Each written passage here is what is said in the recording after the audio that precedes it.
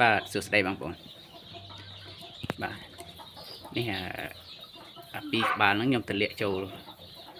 ទ្រុងហើយទុកធំហើយបាទអាយុបាន70ថ្ងៃបងប្អូនប៉ុន្តែទម្ងន់វាធំលឿនណាពីហ្នឹងពុយស្គួយក្រង1គីឡូជាងឯណាបងប្អូន70ថ្ងៃបាទអានេះនៅធំទៀតច្រើនពូជហ្នឹងហើយយើងទុកធ្វើបាត្រូវណាពួកឆ្អឹងផែនអញ្ចឹងថាពូជវាផែនណាបាទពួកស្បែកល្មៀតជើងល្មៀតបាទគីឡូធំហើយស្គួយកម្មសបាទបងប្អូនមើលគាត់នឹងចាំកូននេះអោយមកគឺធំបងប្អូនណាយកធ្វើបាបកាត់ជាមួយនឹងបើមេបាពូជបងប្អូនគីឡូធំទៀត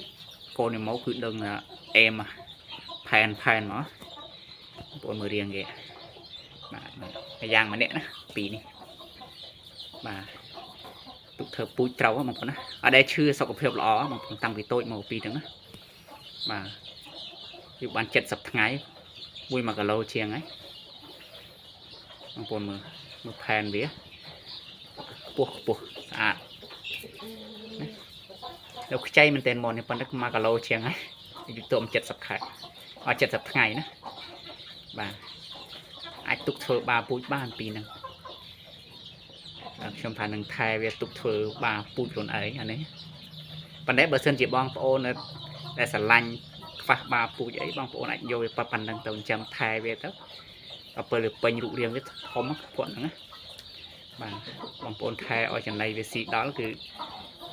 ធំគីឡូអាច3គីឡូជាងឬអីបា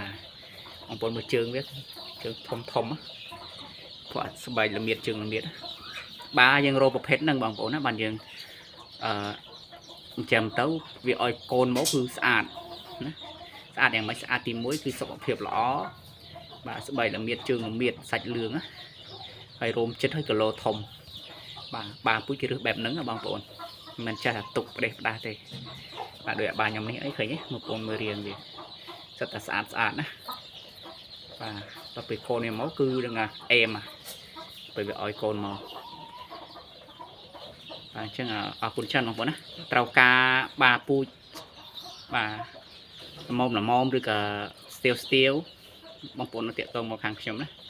បាទតាមរយៈលេខ Telegram បាទ0863892202បាទសូមអរគុណ